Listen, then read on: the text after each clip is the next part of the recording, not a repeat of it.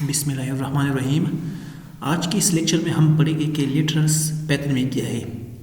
Literals is a raw data in a variable. In Python there are various type of literals there is follow. Python में हमारे पास numeric literal होते हैं, string literals होते हैं, Boolean literals होते हैं और साथ में स्पेशल लिटरल्स होते हैं। अब हम वन बाई वन इसको पढ़ेंगे।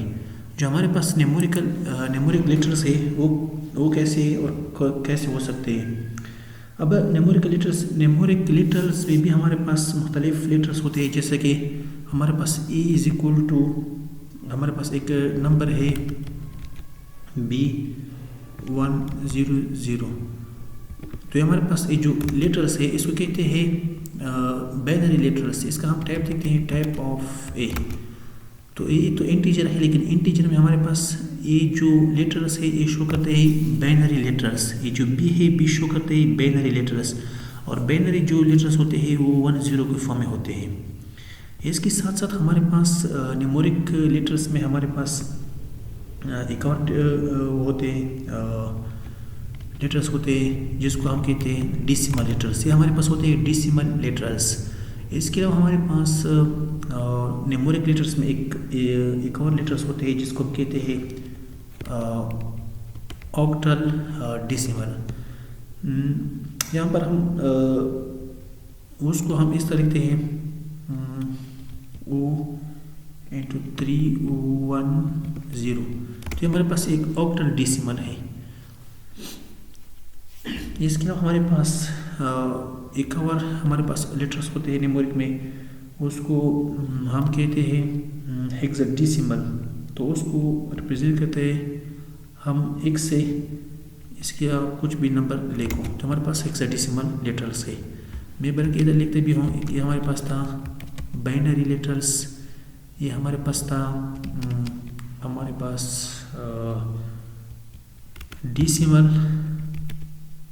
लिटरल्स, और ये हमारे पास थे जैसे कि वहाँ पर वो था तो हमारे पास ऑक्टल डेसिमल है। इस तरह हमारे पास x है तो हमारे पास हेक्साडेसिमल। अब जो बाइनरी लिटरल्स होते हैं इसका हमारे पास बेस होता है 210। डेसिमल का हमारे पास बेस होता है 10। इसके हमारे पास ऑक्टल जो है, ऑक्टल का बेस हमारे पास होता है 8। इस तरह हमारे पास हेक्साडेसिमल का बेस हमारे पास होता है 16। तो ये था हमारे पास न्यूमेरिक लिटरल्स। अब हम देखते हैं स्ट्रिंग लिटरल्स। स्ट्रिंग लिटरल हमारे पास कौन से है, लेकिन अब यहाँ पर ये तो था हमारे पास एक किस्म के ये जो न्यूमेरिक लिटरल में हमारे पास ये जो टाइप्स थे, हमने डेसिमल पढ़ लिया, ऑक्टल पढ़ लिया, इस सबको कहते हैं इंटीजर न्यूमेरिक लिटरल्स। इसको मैं कह सकता हूँ integer numeric literals, integer numeric literals. अब इसमें हमारे पास फ्लोट भी हो सकते हैं, फ्लोट लिटरल्स। फ्लोट कैसे होते हैं, फ्लोट हम देखते हैं। अब फ्लोट लिटरल्स इन न्यूमेरिक लिटरल्स। अब इसमें हमारे पास जो फ्लोट होते हैं, फ्लोट में हमारे पास मैं suppose a is equal to 10.5 हमारे पास एक हेक्साडेसिमल हो गया। इसके साथ साथ हमारे पास हम इसको ऐसे भी लिख सकते हैं b is equal to 1.5 e into 2। तो ये हमारे पास एक और एक फ्लोट लिटरल हो गया, यानी इसमें हमारे पास पॉइंट आ गया। इसको मैं बल्कि स्टोर करता हूँ b में। तो हमारे पास फ्लोट लिटरल हो गया। इसके अलावा हमारे पास कम्प्लेक्स लिटरल होते हैं। कम्प्लेक्स लिटरल क्या होते हैं, हमने पहले भी कहा है कि हमारे पास कम्प्लेक्स लिटरल जो होते हैं वहाँ पर हमारे पास होते हैं j या i। लेट्स सपोज मैं कहते हैं कि c is equal to 3.4j।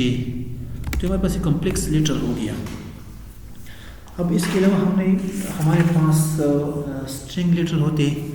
Numeric literal में हमने पढ़ लिया कि न्यूमेरिक लिटरल में हमारे पास इंटीजर लिटरल कौन से होते हैं, हमारे पास फ्लोट लिटरल कौन से होते हैं, हमारे पास कम्प्लेक्स लिटरल कौन से होते हैं। अब हम दूसरा टाइप पढ़ेंगे। दूसरा टाइप हमारे पास था स्ट्रिंग लिटरल्स। अब इसको पढ़ने के लिए जो हमारे पास स्ट्रिंग लेटर है, हमारे पास स्ट्रिंग्स क्या होते हैं, आपको पता है कि स्ट्रिंग्स इज इक्वल टू, हम इसको डबल कोटेशन भी कुछ लिख सकते हैं। इसके अलावा हम इसी स्ट्रिंग को हम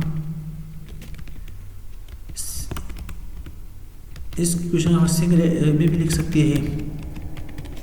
और हमें भी पता था कि हम इस स्ट्रिंग को अगर ये मल्टीपल सेंटेंस हो तो हम इसको इस फॉर्म में भी लिख सकते हैं, फर्स्ट सेंट, सेकंड सेंट।